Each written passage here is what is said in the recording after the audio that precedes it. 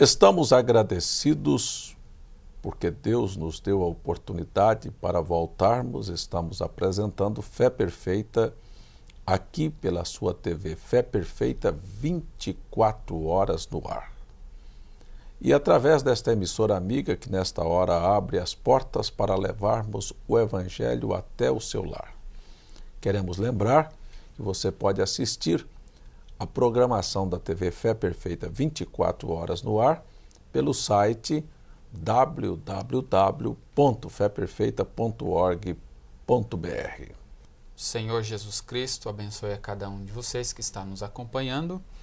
Em mais este programa, nós gostaríamos de começar aqui com o tema, iniciando a leitura no livro de Gênesis, o primeiro verso, que se lê da seguinte maneira: No princípio criou Deus os céus e a terra.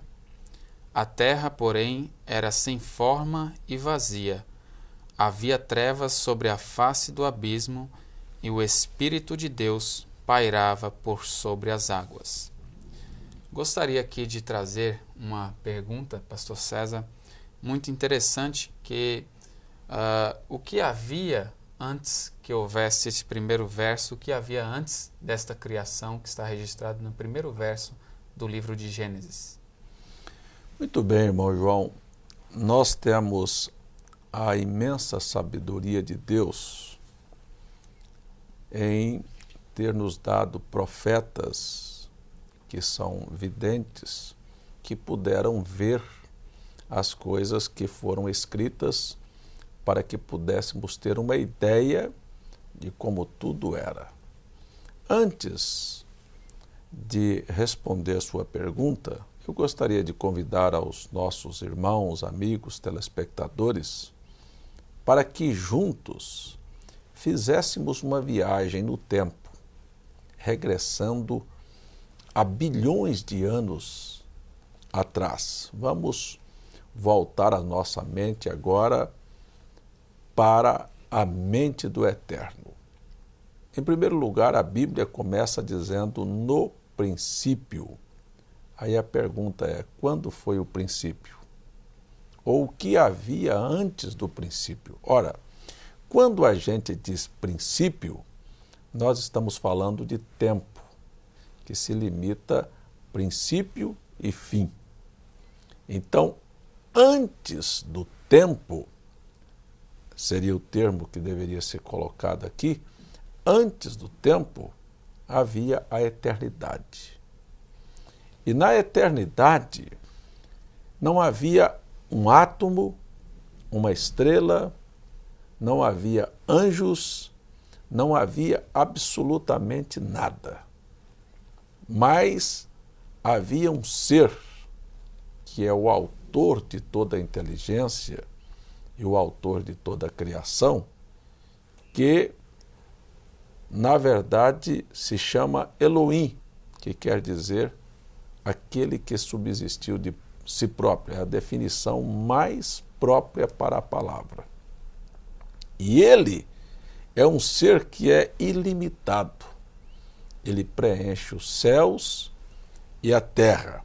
Então não havia planetas, não havia um átomo, não havia uma molécula, não havia uma partícula, não havia anjos, não havia demônios, mas havia este ser todo-poderoso que tinha um projeto. E a Bíblia vai mostrar através de seus profetas o que estava na mente de Deus. Então você sabe que o que está na mente é um pensamento. E quando você fala aquele pensamento, aquilo se torna uma palavra. Então, antes de haver uma palavra, havia um pensamento. Antes de haver um pensamento, havia um ser. E neste ser há personalidade, caráter, que é demonstrado através de suas ações durante toda a trajetória da Bíblia Sagrada. Então, isso é o que havia antes do princípio, né? Era apenas Deus que preenchia todos os espaços e estava em todos os lugares. Agora, falando a respeito que o senhor falou de Elohim, nós temos na tradução aqui da nossa Bíblia em português, né, a tradução vindo a palavra Deus, mas no texto original está expresso ali no texto a palavra Elohim. Como seria então o significado deste Elohim? Veja, a diferença está aqui. Se você tomar o dicionário da língua portuguesa, você vai ver que Deus é objeto de adoração. Tudo aquilo que se adora é Deus. E Elohim quer dizer autoexistente, sustentador, governador, todo-poderoso. Esta é a palavra Elohim. Agora eu gostaria até de lembrar que, analisando a palavra Elohim, ela é um substantivo próprio composto. Então, é daí que a maioria dos teólogos e dos estudantes pressupõe-se personalidades a mais na divindade, como nós temos, por exemplo, a doutrina que hoje está entranhada dentro do meio evangélico, que se originou do paganismo e foi propagada pelo catolicismo, que é a doutrina politeísta da Trindade. Porque Elohim é um substantivo composto. Se é um substantivo composto, pressupõe-se que Pai, Filho e Espírito Santo, não é, seja 3 pessoas em um só Deus. Isto é um absurdo, porque ele é composto. É simples, é só você pegar a Bíblia e você encontrará no Velho Testamento o próprio Deus chamando-se a si mesmo por nomes diferentes. Por exemplo, eu sou o Senhor que te sara. Então isto é como se dissesse que Elohim, que na verdade o texto é Yahvé, ou então, depois da tradução de 1518, ficou Jeová, tomando as vogais e colocando, tomando as consoantes e colocando as vogais de Adonai e Elohim, então ficou Jeová, que é o pai de família que sara. Eu sou o Senhor que te sara. Então, o Jeová Rafa, eu sou Deus que sou a sua bandeira, né? Eu estou na frente das suas batalhas. Então você vai ver que ele tem 7 nomes. É por isto que é um substituto composto, um substantivo composto, e não um substantivo com personalidades. Mas é o substantivo composto porque ele tem vários nomes. Jeová Nissi, Jeová Rafa, Jeová Eleon. Então, enfim, são 7 nomes redentores. Por isto é um substantivo próprio composto, não por personalidades. Então a diferença entre Deus é tudo aquilo que se adora. Pode ser um carro, pode ser uma casa, pode ser um ídolo, não é? De barro, de madeira, ali é Deus. Mas o Elohim, que é o texto original, é o sustentador, o governador, que, se for observado bem da verdade, antes do princípio ele não era Deus. Por que não era Deus? Porque ele não tinha anjos, porque ele não tinha ninguém que o adorasse. Ele era o Todo-Poderoso. Depois, então, ele faz a sua criação e a sua criação o torna Deus, ou seja, o adora. Então, agora, para nós entendermos melhor muitas dúvidas que as pessoas têm a respeito da criação, quando foi exatamente que tudo começou? Nós vemos cientistas falar que a Terra tem milhões de anos, que foi há tanto tempo que ocorreu o Big Bang e tantas essas coisas que até as crianças veem na escola, mas com relação a tempo, qual é o registro que nós poderíamos trazer aqui com relação a tempo de criação da Terra, do princípio da Terra? Olha, é uma coisa bastante interessante. O profeta William Branham, na mensagem Perguntas e Respostas sobre Gênesis, ele faz alusão a isso. Ele disse, vamos fazer uma viagem há bilhões de anos atrás. Então ele disse, vamos pressupor aqui um grande corrimão e vamos olhar. Não havia nada. Então, tudo vem desta ideia de que o grande, o eterno, a primeira coisa que ele deixou aparecer foi um halo de luz. E dali então, quando ele falou, veio a existência como que uma explosão de um átomo, milhões e bilhões de planetas, de estrelas, de galáxias que estão no universo. Entre estas milhões de galáxias, de planetas que estão gravitando, este ser todo-poderoso fica observando uma em particular. E ele, como é absoluto, decide colocar vida em um planeta. Aí você vê os cientistas mandando naves espaciais, indo para planeta A, vai para a Lua, vai para Marte, vai não sei para onde, e quando volta com um pouquinho de terra seca porque não encontraram vida. Porque Deus resolveu pôr vida no planeta Terra.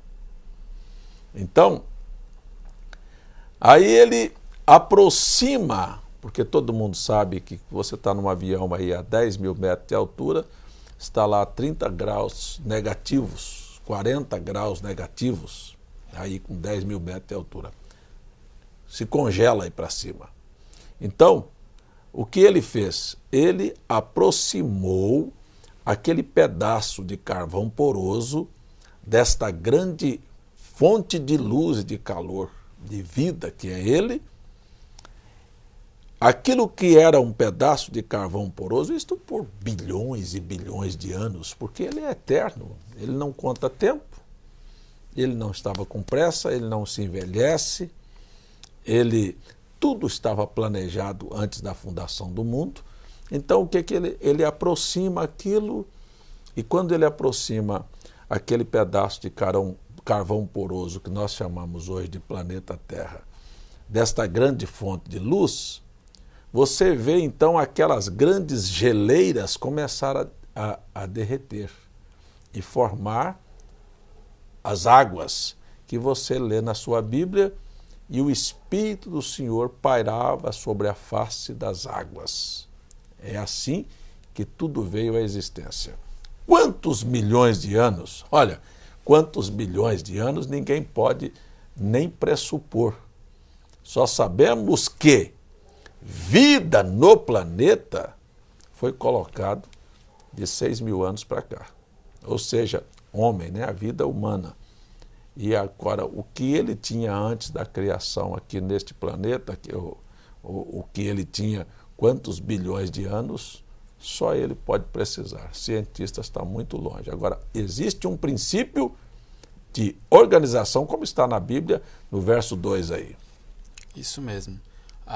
Com relação à criação do homem, então, 6 anos de criação, o senhor poderia trazer aqui para nós se havia algum outro tipo de animal, como os dinossauros, como outras formas de vida, antes do homem ser colocado no planeta? Provavelmente tenha havido esta colocação de um reino animal antes que o homem tenha sido colocado, e Deus preparou todas as coisas, porque até hoje estamos aí extraindo petróleos de onde? De fósseis de animais, que são chamados animais da pré-história, que na verdade existiram antes por uma razão, e a Bíblia profetiza que eles voltarão à existência aí no período da grande tribulação para atormentarem os moradores da terra. Por isso você vê aí os cineastas já hoje fazendo filmes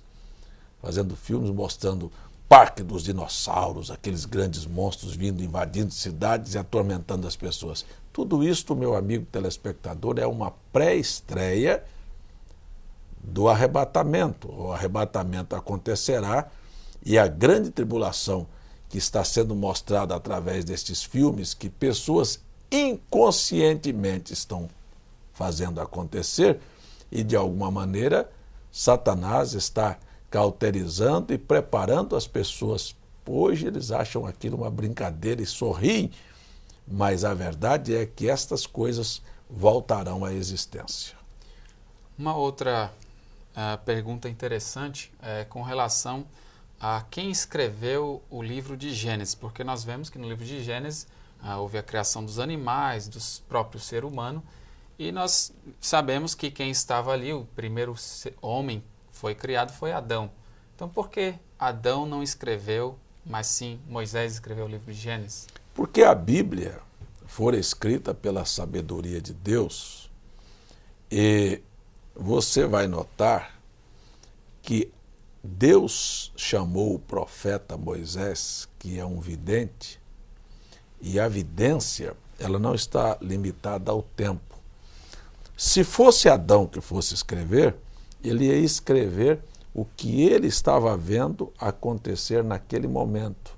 Só que ele não teria narrado os acontecimentos que a sua visão humana estava contemplando. Só escreveria o que a visão humana contemplasse. Mas o que a visão humana não contemplasse, ele não poderia dar. Isto prova que a Bíblia não foi escrita pela visão humana.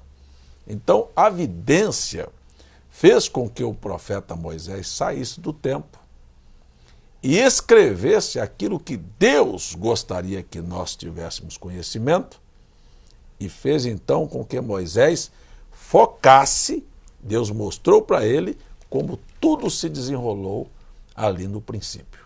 Então, prova que a Bíblia foi escrita por revelação divina. E esta é a razão que a maioria das pessoas nunca jamais descobrirão o verdadeiro significado da Bíblia e não entenderão a Bíblia porque tentam ver a Bíblia pela ótica humana quando ela foi escrita pela ótica divina. Precisamos do mesmo Deus que deu a visão a Moisés para escrever a Bíblia, também abrir os nossos olhos espirituais para entendermos o seu conteúdo.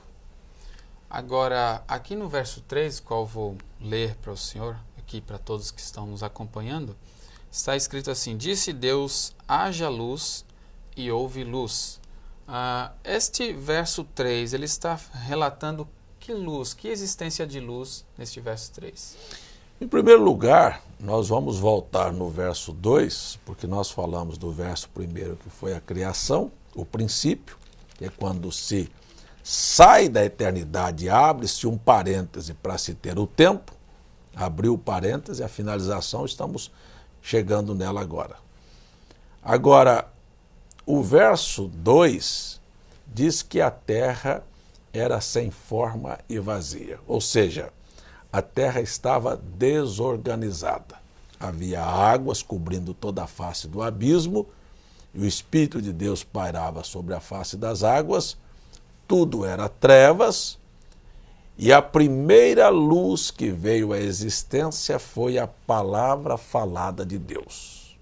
Então, quando ele fala, é luz, e ali então veio à existência, e você vai ver que não se trata de uma luz natural, o verso 3, porque, na verdade, aqui na Bíblia Sagrada, no primeiro capítulo, você vai ver que no verso 14, a Bíblia diz: e disse Deus, haja luminares na expansão dos céus para haver separação entre dia e noite, e sejam eles para sinais de tempos determinados e para dias e anos, e sejam para luminares na expansão dos céus e para iluminar a terra. E assim foi. Então, o verso 16 diz: e fez Deus os dois grandes luminares, o maior para governar o dia e o menor para governar a noite. Então você vai ver, o que na verdade o verso 3 está dizendo, fala de uma luz sobrenatural que é a luz da palavra falada de Deus.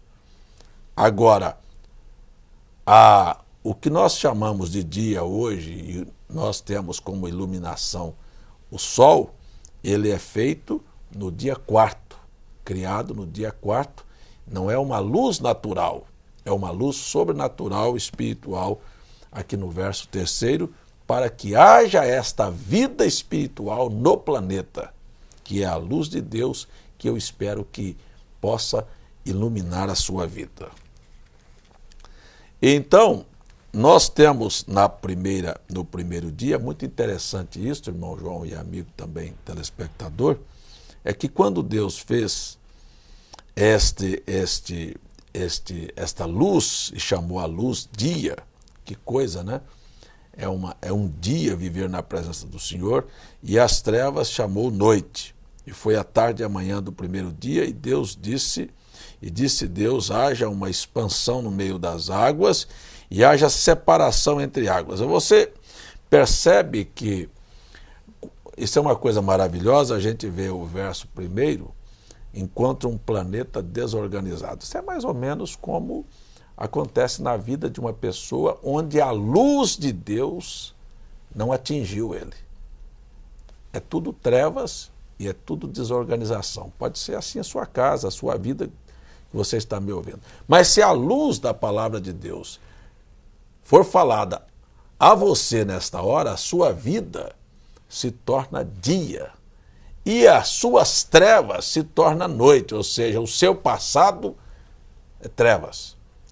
Então, como Deus organizou o planeta, Ele quer organizar a vida das pessoas. Da mesma maneira aqui. E como é que Ele organizou? Fazendo separação. Deus não é misturador, Deus é separador. Ele começa separando trevas de luz, Ele começa separando águas doces de águas salgadas. Ele começa fazendo uma separação.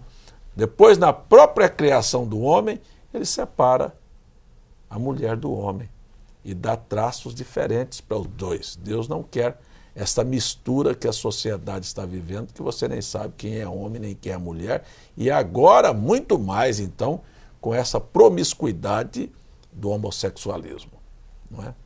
Isso mesmo. Conforme o senhor estava falando a respeito das águas, né, que houve a separação entre águas salgadas e águas doces, nós vemos no verso 8 também a criação de mais algo a mais aparecendo, e chamou Deus ao firmamento céus, e houve tarde e manhã, terminou o segundo dia. Então, como seria esse firmamento que foi criado logo após a separação das águas? Olha, é impressionante, porque aí você vai ver que no verso 7, fez Deus a expansão e a separação entre as águas que estavam debaixo da expansão. A expansão ele chamou céu, e o que estava debaixo da expansão chamou terra. Neste dia segundo, você percebe que quando Deus termina o primeiro dia, Ele olha e diz, é muito bom. No dia segundo, não há esta afirmação que Deus viu que o dia segundo era um dia bom, porque Ele estava criando as leis do firmamento, da expansão, do céu. E estas leis, Deus, na sua infinita sabedoria e conhecimento antecipado das coisas, sabia que o príncipe da potestade do ar, Satanás, iria usar a lei da expansão, ou seja, ia usar a internet, ia usar a televisão, ia usar as ondas sonoras do rádio, estas coisas que estão na quarta dimensão, para bombardear os moradores da Terra e fazer com que aquilo que estava no coração de Deus é mostrado aqui. O Éden, um lugar perfeito, com animais, com as leis, tudo trabalhando em harmonia. Mas aqui você vai ver que quando ele cria o dia 2, o dia segundo, ele não diz que é bom, porque ele sabia que ia ser usado para o mal. Veja só, para que é que a internet tem sido usada? É produto da árvore da ciência do bem e do mal, que nós vamos estudar nos programas seguintes. Mas Deus sabia que seria muito mais malefícios do que benefícios. Tanto a televisão, veja só como ela está sendo usada. Quem foi que tirou a roupa das mulheres? Quem foi que fez os filhos ficarem rebeldes? Quem foi que barateou, né? Desvalorizou as mulheres e transformou-as em mulheres de programas, em filhos, em mulheres que têm aí, nós temos infinidade de filhos sem pais e de famílias desorganizadas, e de brigas e de assaltos. Veja, tudo isso é produto desta influência. Então este é o dia que Deus nunca disse que é bom na Bíblia. Pode pegar que todos os dias que Deus fez, ele disse, é muito bom. Mas o dia segundo, quando ele criou a expansão e sabia que as leis, sabe, seriam usadas, as leis aí das ondas sonoras e da televisão, seria um desastre para a humanidade. Então, agora, com relação à luz chegar, então havia trevas ali. Então, como aconteceu de chegar à noite, chegar à luz, qual é o contraste que isto vem trazendo para nossas vidas em ter o dia e ter a noite? Como nós temos hoje o sol nos traz o dia e nos traz a noite. Qual o significado disso para nós? Olha, é claro de que essas duas coisas tipificam claramente. A Bíblia diz que Deus é luz e Satanás é trevas. O contraste é exatamente este, não é? São as trevas que nos dão a entender o quanto é boa a luz. Ou melhor dizendo, você entende que Deus é bom porque o diabo é ruim. Apesar de que as pessoas pensam que o diabo é bom e que Deus é ruim. Por que o diabo é bom? Porque o diabo não proíbe você fumar, não proíbe você beber, não proíbe você prostituir, não proíbe você cobiçar, não proíbe você ser desonesto. Então as pessoas acham que isto é que é bom. Só que ele não proíbe, ele não diz que isso está errado, ele incentiva as pessoas para o mal, isso é trevas. Porque ele sabe que o final dele é lago de fogo, é destruição. Agora Deus quer fazer com que todos os seres humanos voltem para o jardim do Éden, ou seja, para a paz, para o sossego, para a tranquilidade, e que este lugar jamais seria contaminado. Então ele pede que as pessoas se limpem e abram mão de tudo que é trevas. Essa é a diferença entre a luz e as trevas. A luz quer as coisas transparentes, limpas, santas, sensatas, equilibradas, justas, e isto é o que Deus quer fazer na vida de cada um dos seres humanos. Nós estamos chegando aos minutos finais do programa, o tempo acabou, e eu vou convidar vocês para um momento de oração. Deus, entregamos a Ti nossas vidas e entregamos os nossos amigos que nos assistiram nesta programação e pedimos que o Senhor os abençoe com a Tua palavra e que ela seja luz para iluminar a vida, o lar, a família de cada um daqueles que estão nos assistindo, em nome de Jesus Cristo, e que a luz expulse as trevas, doenças, opressões, pecado e todo o espírito de Satanás, porque pedimos em nome de Jesus Cristo. Amém. E não poderíamos deixar de te informar que nós enviamos literaturas, CDs, DVDs gratuitamente para quem nos solicitar. Você pode escrever para o nosso e-mail feperfeita@gmail.com ou nos enviar uma correspondência para a Caixa Postal 3045 João Pessoa, Paraíba, ou nos telefonar para 83-3222-7360 ou 83-3222-4171. O Senhor Jesus Cristo te abençoe e até o nosso próximo programa. Não haverá outro Calvário a resgatar sua vida.